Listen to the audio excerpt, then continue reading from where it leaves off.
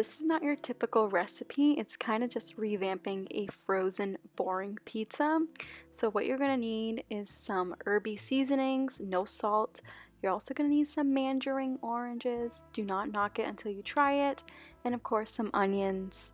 So I'm starting off with a frozen pizza, but I did let it sit out so it's not frozen. It'll cook faster that way. So the vegan pizza that I'm using is by the brand Amy's.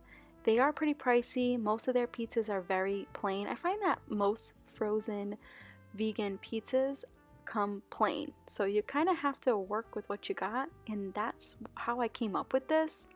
So I'm adding in the onions. I'm also adding a generous amount of the mandarin oranges. So, I do like my things sweet, you guys. I'm sorry. I know a lot of you guys are like scratching your head on the taco recipe because I added grapes. But what can I tell you? I love to add sweet fruit to savory dishes. It's just my thing, okay? So, of course, I'm adding the herbs in, and I'm also adding in some fresh cilantro. That pot is optional. We did grab that at the grocery store, so we had it on deck, and I figured why not use it. Now, when it comes to cooking it in the oven, you kind of have to keep an eye on this because, of course, everyone's ovens are different, especially when it comes to pre-made pizza.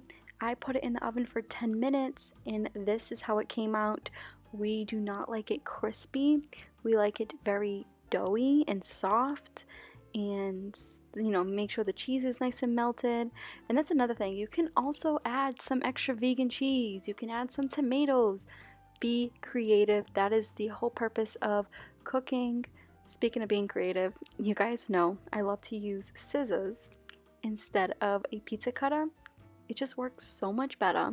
It's easier to clean and it takes up less space, so you don't need to have a pizza cutter in your kitchen. So anyways, you guys, I hope you enjoyed, and of course I will see you next Friday.